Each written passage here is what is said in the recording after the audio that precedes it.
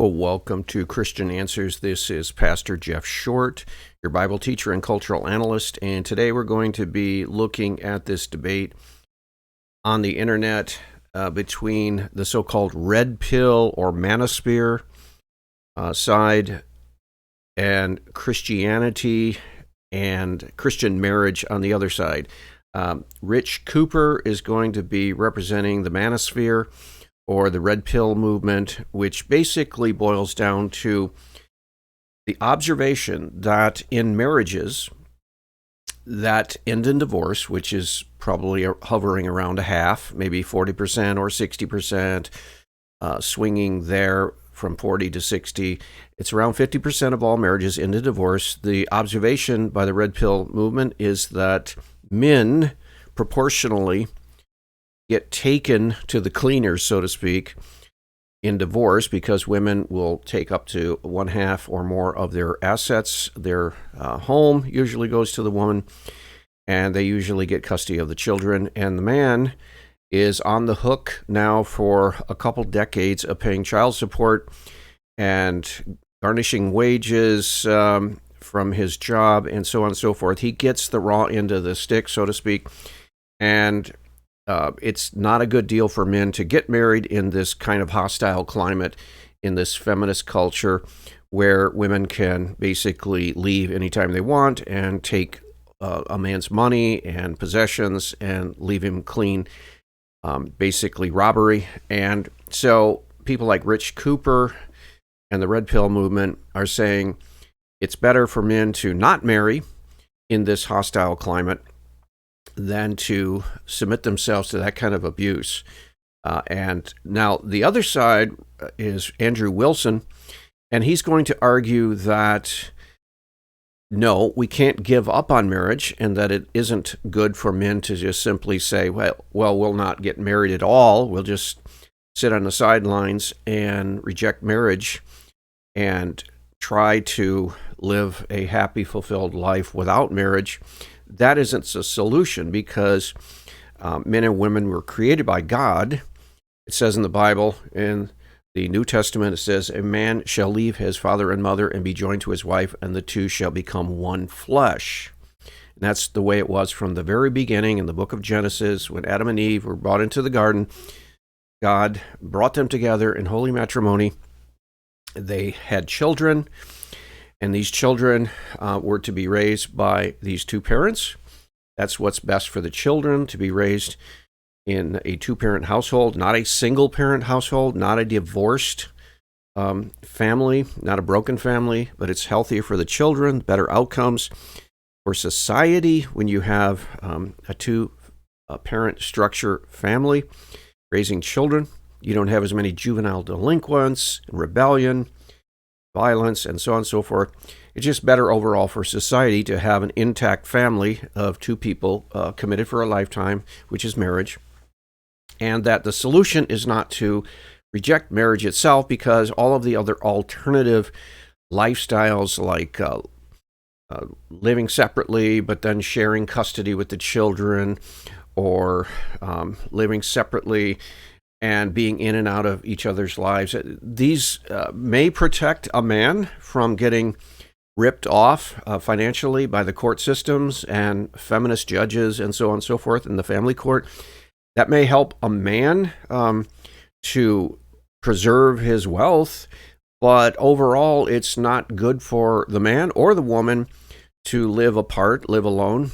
The Bible says it's not right for a man to live alone. That's what he said to Adam.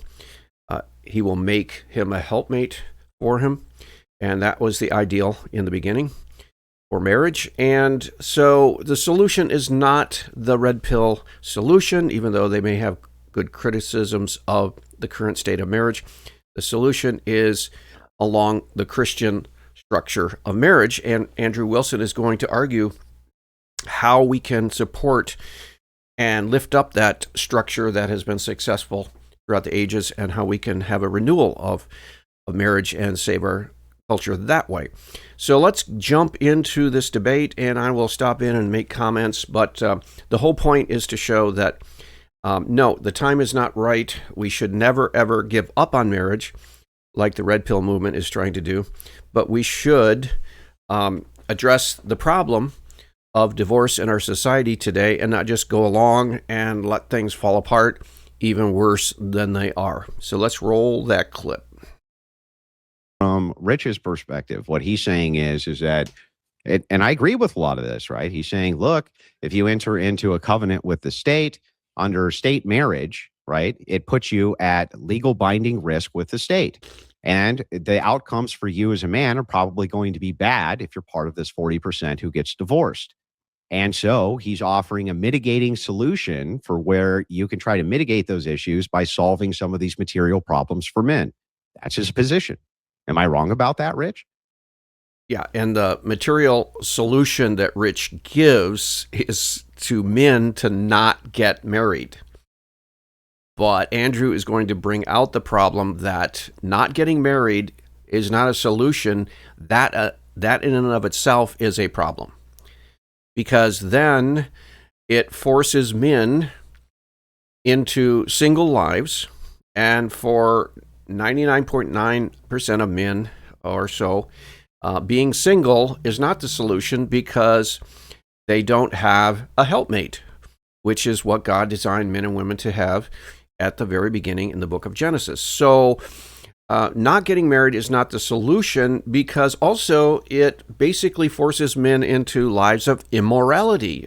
Fornication or sex before marriage is a sin. So it's never a good solution to have your solution having requirement of sinning. So Rich is going to say, well, you don't have to get married. You don't have to sign your name to a marriage document. You don't have to bind yourself to the state to follow the legal stipulations of marriage. But you can have all of the benefits of marriage. You can have sex with your girlfriend and you can share children.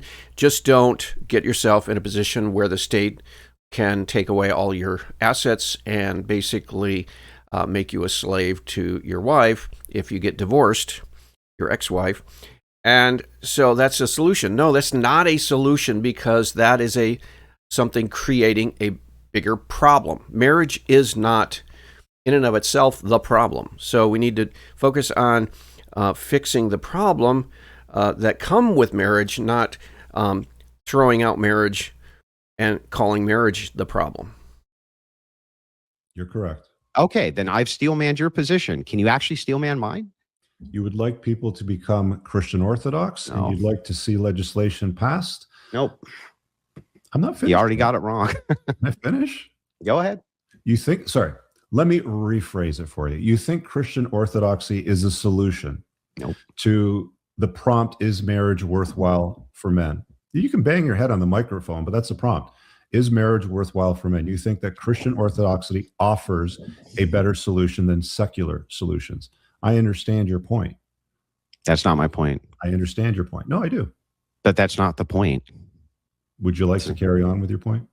Yeah, the point is to say what are the things within the groupings of religiosity which is leading to the mitigation and divorce, and what those things are is structure around marriage for support systems. That seems to be what mitigates all these various different divorce statistics between groups. Okay, so what Andrew Wilson is trying to say is, and Rich Cooper has a hard time hearing this, is that he is saying that if you look at Christian marriage as it's supposed to be conducted in the Bible and how it has in fact been lived out over the many centuries in the Christian culture of the West and so on and so forth, and marriages have been pretty successful under this model, is that in the Christian church, you have a support system that reinforces the principles that are taught in the Bible about marriage. So, for example, if you go to 1 Corinthians 13 in the New Testament, Paul teaches on what love is. Okay, and love is patient, love is kind, and so on and so forth. It goes down the whole list of all of the characteristics of a loving person and a loving relationship, and that's why that verse is read at Christian weddings. The minister maybe even preaches a message to the couple from that verse, 1 Corinthians 13. It's the love passage, and it's a good reminder. Now, those are truths that, if applied, will help basically eliminate divorce, because if both the man and a woman are adhering to 1 Corinthians 13, defining what love is and applying it in their marriage, they probably 9 times out of 10 will not have a divorce. And if there are bumpy patches in the marriage, then that love will carry them over those bumpy patches, and they can get through and have a successful marriage all the way through till the end, till death do them part. So you have a structure in the Christian church that reinforces the success values that will help a marriage succeed. That's what he's talking about. And now in the secular world and the red pill community giving their advice, they want to say, okay, that's all pie in the sky and that's all theory, but in the real world, people are not going to apply Christian truth to their marriages, and they're going to do what they want to do, whether, the Bible teaches to love your spouse or not. But they're ignoring, the red pill community is ignoring the power of Christian community. So Andrew Wilson is saying, how do we encourage all people, whether they're Christian or not, to marry within the confines of some kind of a support community? And that's the solution, is not to just do away with marriage, because we need marriage in society. Marriage is like a pillar of society. So you can't have as your solution the destruction of marriage and think that's a solution. So Rich Cooper and the red pill community, and that would also include people like Pearl Davis, who is a woman who is very much red pill. She's very much against women taking advantage of men in divorce, and how the modern context for marriage is basically lopsided. It's all woman controlled. From the very beginning, from the wedding ceremony that plunges people into massive debt, and then throughout the whole marriage, women seem to have the upper hand or power in the marriage, which is totally against the Christian scriptural principles of marriage. In the Bible, it talks about a patriarchal marriage model, and that the man is the head of the household, head of the marriage, head of the family, and he has to be the one in responsibility. And our government and our secular society has done everything it can to discourage that model by offering all kinds of entitlements to women, welfare, food stamps, support for raising children as a single parent mother. And it's just destroying the incentives to keeping a marriage together, a man and a woman. So Andrew is going to argue, no, we can't give up on marriage, but we have to find ways and support structures to help reinforce the biblical principles that have already proven themselves to be successful. And that those should be emulated. And if you emulate those, it's going to lead to less divorce, thus leading to the thing that Western men, I think, care about the most, which is the outcomes of their children. We want the best outcomes for the children, and the best outcomes for the children is going to be mommy, daddy, loving relationship, married, creates best outcome for kids. Yeah, there's no question about it that the best outcome for kids is when the mother and the father are together in a family structure, working together in unity, raising those children together. Then you can work out all of the details, like the mother should probably stay at home, especially when the children are young, and give personal attention to the children, not ship them off to daycare. In New York State, Governor Kathy Hochul is now wanting universal daycare, wanting taxpayers to pay for women to bring their children to daycare.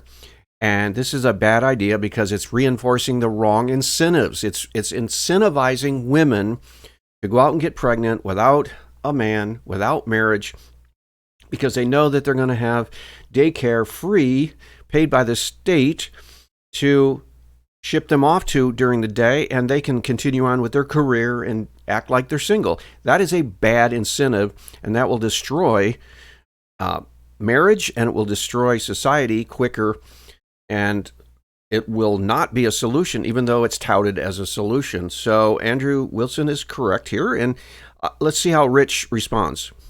That's the whole position. And had I said all of that, you would have said something else. No, I wouldn't have. With it. That's why I was so meticulous about taking notes about everything you said, so that when I steel manned it, you would have to agree that I understood your position. Keep in mind here, Andrew, I'm up against the champ, and this is my first time doing a debate. I'm not upset with you, man. I don't take any of this personally. Debates are designed for us to clash in worldviews. Sometimes it's gonna get gritty. We're gonna have a heated argument. Men can do that and walk away friends. I don't hold any bad will against you at all. I'm not suggesting that you do. Yeah, my job is here to represent my worldview the best way I possibly can. That's your job as well. Yeah, and it's a wrong worldview. I think the same thing in the opposite direction. Dude, I wish it was right. Like, I wish that your solution would potentially solve things, but I wish you had a relies solution. Too much on a ought to set of sequences and events to happen, which, in my opinion, Andrew, isn't the way that men should navigate their life. And I think the vast majority of people that watch this and know these facts recognize that this shit is way too hostile for men. And if anything, just live like you're divorced. If anything's going to change, we need to start saying no to women a fuck ton more. Okay, so they're getting into some bad language here. So I'll just talk more about what Rich is trying to say. And this is sad. This is actually sad. And so what Rich is trying to say in the Red Pill movement, generally speaking, is that we have to totally give up on marriage. And we have to get to the point where marriage is not a thing anymore, where you have men and you have women, and they get together, and they may produce children, they may not produce children, who knows. They interact with each other, they go to events together, and they may work together, and they may go on vacations together, and they have sexual relationships together, but they are not in any way legally bound to one another. And the only thing they need to worry about is just staying together as long as they're fulfilled and they're getting their needs met, and they can try to raise their children together, and they can share custody of their children together. But as far as marriage itself, the institution, men and women living together, that is gone, that's done, that's over in the modern times. And that Rich thinks that Andrew is just so idealistic and impractical. He's thinking in terms of these high ideals that if you follow the principles of the Bible and you follow the teachings of the Christian community, you can stay together, is an ideal that is not practical or realistic today. So he's basically saying what God says in the Bible in the beginning. He put Adam and Eve together and expecting them to stay together and support one another. He's saying that whole idea of a lifelong commitment to someone is gone. It's dead, because most people will not put in the time, the energy, the effort to make it work. The secular world is against that kind of commitment today, and there's no going back to it. And Andrew, on the other hand, is saying, wait, if you give up on marriage, you're basically giving up on culture, society, and the human race. You're giving up the very best ideals of life that make life worth living. Men, generally speaking, are seeking to have a unified relationship with a woman, and they want commitment, and they want stability. They want a loving household where children can be raised. They want a loving home where children are playing and are happy and fulfilled and content. They don't want to have divorces and homes breaking up and splitting apart and chaos and financial crises happening because now you're taking money and splitting it and trying to support 2 households, 2 homes, 2 cars, 2 life together. And that's going to be harder financially. It's going to be harder emotionally. It's not going to meet the needs of men. Just having girlfriends here and there is not going to meet the long-term needs of men. It's not going to meet the long-term needs of women. And it's certainly going to be very harmful to the children. And so Andrew Wilson is trying to say, hey, in light of all of the options, in light of the fact that the red pill movement, the Manosphere, has no solution and has no option, we need to explore ways that we can encourage the more traditional biblical marriage and eliminate all of the opposition that the government is imposing on marriages, remove all of the feminist laws and regulations now that are entangled in the web of court decisions and legal precedents, and we need to dismantle this false and insidious philosophy of feminism that has crept into our institutions, and we need to purge our society and culture of these false and fake philosophies that are invading biblical marriage, because if we don't, we're going to fall apart. Because if marriage is in fact a pillar of our society and culture, and you're purposely torpedoing marriage because you think it'll be better for men to save some of their wealth, that is not a solution. And I agree with Andrew Wilson. That is not a solution. As Christians, we have the solution to society and the world and individual lives. We have that solution. We need to begin to teach it and preach it and model it and apply it and form Christian communities to be the light of the world in this area. Because if we don't, we're just going to be party to the collapse of our culture and just sit on the sidelines and do nothing. We can't do that. We have to do something. And Andrew has the only solution. There's no question about it. And start to see some forward movement. I think you guys agree on that If point. only we had institutional organizations that are part of the very fabric of America that have been saying no to women since we founded the nation. Oh, wait. And how do we end up have in those the fucked up institutions? situation that we're in today? Because since they founded the nation, the fabric of society has been tearing itself apart. Yeah, It's there's the been a bunch of immigration that communist was started infiltration fucking and level. feminist and You guys progressive get values. destroyed and often themselves after the divorce process, being alienated from their own children.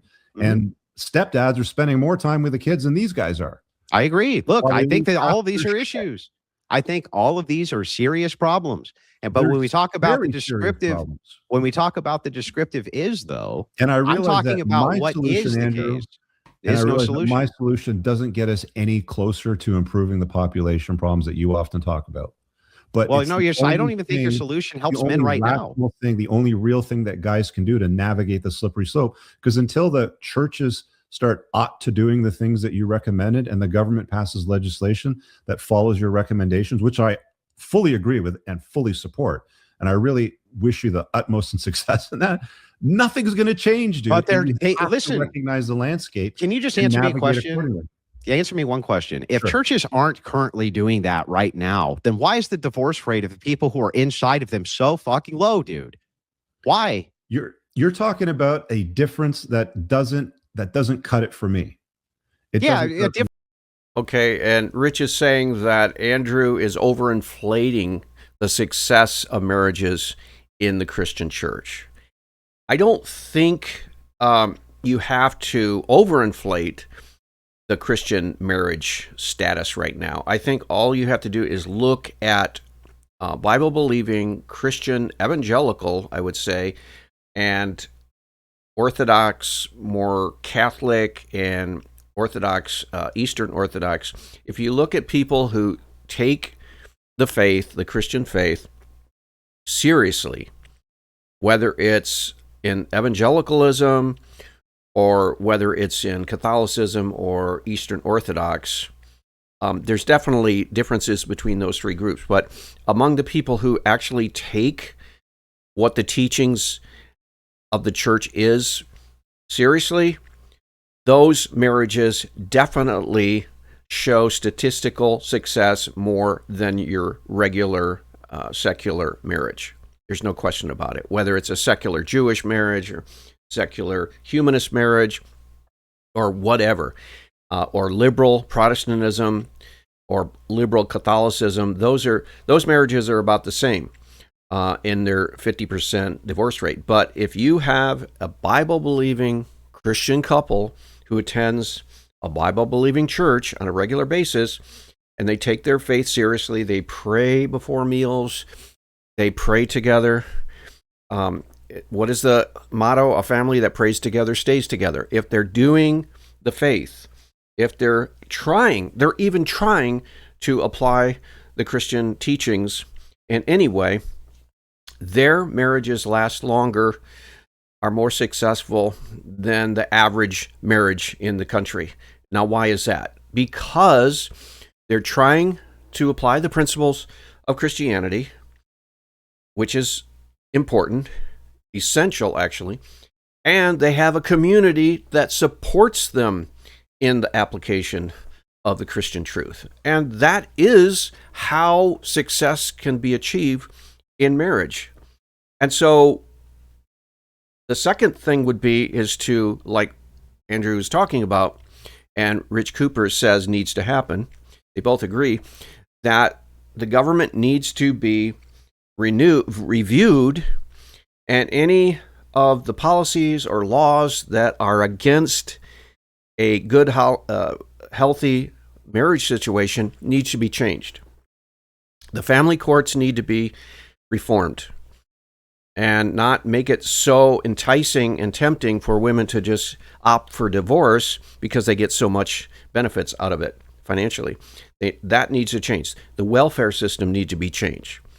Single women need to be not incentivized to have children out of wedlock apart from men because they get those benefits. So the whole government social structure needs to be reviewed. It needs to be reformed in areas that are hurting the basic Judeo-Christian marriage structure. And then the churches need to start teaching what is already in the book, the Bible. And then they need to begin instructing and holding the members accountable. So this whole no-fault divorce needs to be done away with, because obviously if there's a divorce that's happening, it's usually one person that is usually applying for that divorce. So there needs to be counseling. There needs to be all kinds of things. That is a better solution to the divorce problem than to just give up on it like Rich Cooper and the Red Pill movement wants to do, because that is just so pessimistic. That is so cynical. That is not a solution, and I agree totally with Andrew Wilson, is that we've got to try something, and it's not giving up. Giving up is not the solution. Well, we'll see you back next week on another program. God bless.